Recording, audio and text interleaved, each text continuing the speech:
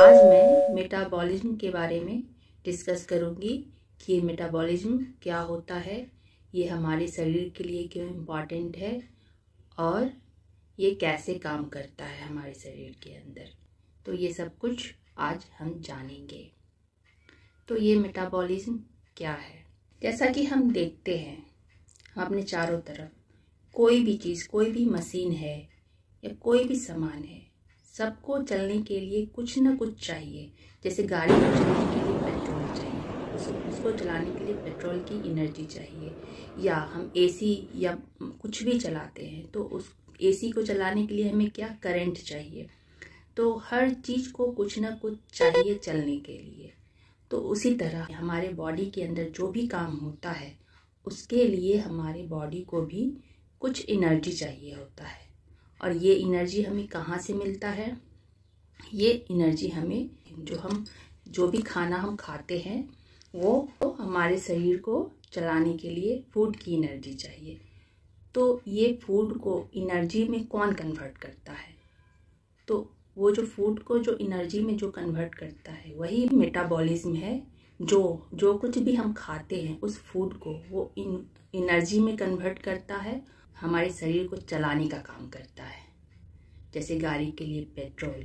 ये मेटाबॉलिज्म हमारे शरीर के सेल्स में होने वाले वो रिएक्शंस हैं जो हमारे फूड को एनर्जी के रूप में कन्वर्ट करती है। हमारे फूड को फैट, प्रोटीन और कार्बोहाइड्रेट में चेंज करती है एनर्जी के रूप में। यही मेटाबॉलिज्म है।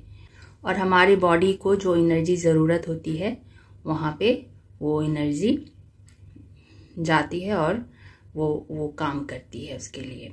जैसे हम सांस लेते हैं, सांस लेने में भी हमें एनर्जी की ज़रूरत होती है।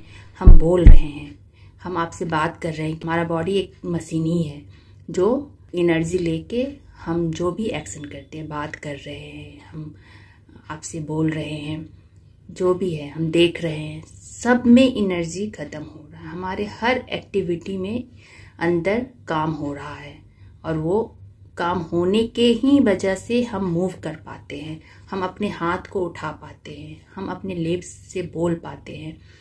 अगर ये मेटाबॉलिज्म सही से एनर्जी नहीं बनाएगा तो शायद हम कोई काम ना कर पाए, हम कोई एक्शन ना कर पाए। तो इतना इम्पॉर्टेंट है ये मेटाबॉलिज्म। मेटाबॉलिज्म हमारा एकदम सही होना चाहिए और मेटाबॉलिज्म सही होने के लिए हमारा जो एनर्जी जिस चीज़ से बनता है, फूड, एनर्जी, मेटाबॉलिज्म, यही तीनों का चक्कर है हमारे बॉडी को मूवमेंट कराने में। हमारे बॉडी के जो अंदर मशीन है उसको एनर्जी दिलाने में जो है फूड, मेटाबॉलिज्म मिल के हमारे बॉडी को एनर्जी देता है और एक एक काम मैनेज होता है। तो ये मेटाबॉलिज्म कैसे काम करता है वो देखते हैं। हमारे बॉडी में जो डाइजेस्टिव सिस्टम है वो क्या करता है, हमारे फूड में जो फैट, कार्बोहाइड्रेट और प्रोटीन जो बनता है उसको तोड़ता है। तो किसमें? प्रोटीन को तोड़ता है एमिनो एसिड्स में और फैट को फैटी एसिड्स में, कार्बोहाइड्रेट को शुगर में। फिर इनको तोड़ने के बाद जिस भी बॉडी सेल्स को ज़रूरत होता है जितनी एनर्जी का, वो वहाँ से कैसे लेता है, सेल्स में कैसे जाएगा? तो फिर वो ये जो हमारा फैटी एसिड्स, एमिनो एसिड और शुगर हमारे ब्लड में सिंथेसाइज्ड होता है, यानी अवशोषित होता है और ब्लड के थ्रू हमारे सेल में जाता है और वहाँ से रिक्वायर्ड जो भी बॉडी को ज़रूरत होता है उसको ट्रांसफ़र करता है, मसल्स को देता है, जहाँ भी ज़रूरत है वो मिलता है। हमारे बॉडी में जो मेटाबॉलिज्म है जाल की तरह है। मेटाबॉलिज्म हमारे बॉडी के अंदर कि हर जगह, ब्रेन जहाँ भी है, हर जगह मेटाबॉलिज्म का जाल समझ लीजिए, नेट समझ लीजिए, उस तरह से वो बना हुआ है। और बॉडी के अंदर जो भी एनर्जी का रिक्वायरमेंट्स है उसके थ्रू वो ट्रांसफ़र हो के जाता है। ये मेटाबॉलिज्म बैलेंस बना के काम करता है जिसमें दो टाइप का एक्शन एक साथ होते रहता है। और ये दो टाइप का एक्शन क्या है? एनाबॉलिज्म और कैटाबॉलिज्म। तो आइए देखते हैं ये एनाबॉलिज्म क्या है। एनाबॉलिज्म जिसमें हमारे टिश्यू का निर्माण होता है, सेल का निर्माण होता है, हमारे एनर्जी, छोटे छोटे एनर्जी को बड़े एनर्जी में कन्वर्ट करता है और उसे स्टोर करके रखता है कि कभी फ्यूचर में उसका हमारी बॉडी को ज़रूरत पड़े, वो स्टोर एनर्जी होता है। जब भी हमें ज़रूरत पड़ती है हमारे बॉडी को तो वहाँ से वो एनर्जी लेता है। जो स्टोर एनर्जी होता है उसे ATP बोलते हैं। ATP like a library of energy, वो एनर्जी का लाइब्रेरी है ATP, जहाँ से जो भी हमारे बॉडी के काम के लिए ज़रूरत होता है, जितनी एनर्जी की ज़रूरत होती है, वो वहाँ से चारों तरफ जो नेट के जाल की तरह जो फैले हुए हैं हमारे पास, वहाँ से जिसको जितना ज़रूरत होता है वहाँ से लेते हैं। तो एनाबॉलिज्म में एक तरह का ऊर्जा भंडारण है, वहाँ ऊर्जा स्टोर होता है और छोटे छोटे एनर्जी को बड़े एनर्जी में बना के रखते हैं। वहाँ सेल का ग्रो होता है, टिश्यू बनता है। तो ये हो गया हमारा एनाबॉलिज्म। और कैटाबॉलिज्म में क्या होता है? कैटाबॉलिज्म में हमारे शरीर को जब ज़रूरत पड़ती है एनर्जी की, तो वो एनर्जी भंडार में से एनर्जी को तोड़ता है, छोटे छोटे एनर्जी में तोड़ता है, सेल को तोड़ता है, टिश्यू हमारा टूटता है और वहाँ से हमारे ज़रूरत बॉडी को ट्रांसफ़र करता है। तो यही है एनाबॉलिज्म और कैटाबॉलिज्म। और ये दोनों एक साथ ऑटोमेटिक हमारे बॉडी में काम होते रहता है, कंटिन्यूअस, दोनों एक साथ चलता है। तो यही है मेटाबॉलिज्म, बैलेंस बना के बॉडी के अंदर काम करता है। How is metabolism measured? Kilo joule से मेजर करते हैं कि हमारा बॉडी कितना एनर्जी यूज कर रहा है। दूसरा, कैलोरी के थ्रू भी हम एनर्जी को मेजर करते हैं। 1 kilo calorie equal to 4.18 kilo joules. Different factors affect our metabolism. Body size, male, female, genes, hormones, age, ये सब फैक्टर हैं जो हमारे मेटाबॉलिज्म को अफेक्ट करता है। इसके अनुसार डिपेंड करता है किसको कितना एनर्जी चाहिए। तो जैसे साइज में देखें तो अगर जिस इंसान का जिसका साइज बड़ा है, मोटा है, हाइट लंबा है, तो उसे ज़्यादा किलो जूल चाहिए एनर्जी। से फीमेल और मेल में, तो मेल को ज़्यादा किलो जूल चाहिए कंपेयर फीमेल। इसी तरह एज में भी डिपेंड करता है कि किसको कितना कैलोरी चाहिए और वो इफेक्ट होता है। ये मेन फैक्टर है। अगर हमारा मेटाबॉलिज्म सही से काम नहीं करेगा तो क्या होगा, हमारे बॉडी पे क्या इफेक्ट पड़ सकता है?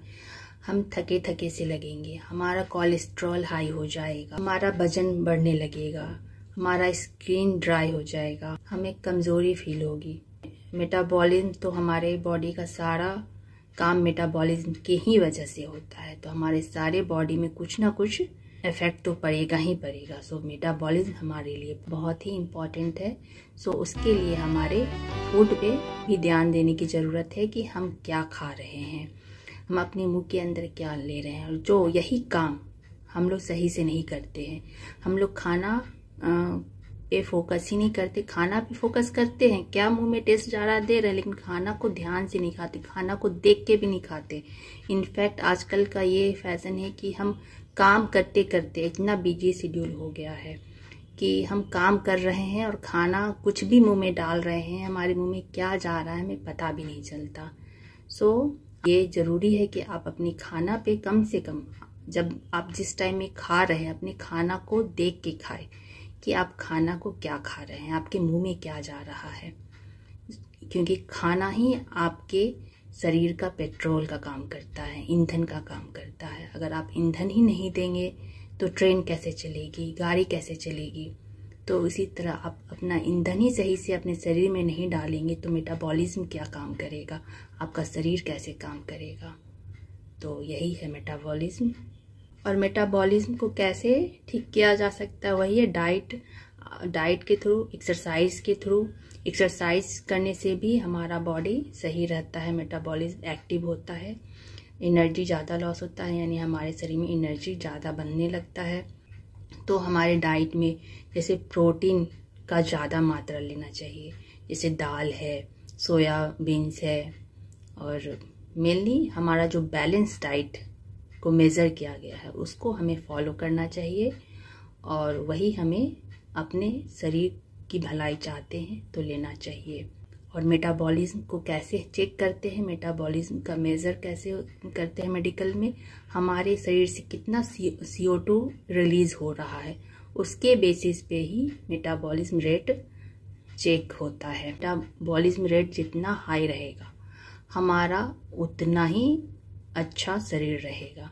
इसीलिए हमें अपने मेटाबॉलिज्म को सही करना है और हमें हर काम को अच्छा करना है, क्योंकि मेटाबॉलिज्म सही से काम करेगा तो हमारा दिमाग भी सही से काम करेगा, हम अच्छा सोच पाएंगे, हम एक हेल्दी थॉट्स दुनिया को दे पाएंगे, हम देश के लिए अच्छा काम कर पाएंगे, क्योंकि हमारा सोच मेटाबॉलिज्म अच्छा है, यानी हमारा शरीर सही से काम कर रहा है, हमारा दिमाग भी सही से काम कर रहा है, हमारा बॉडी जो एकदम फिट है।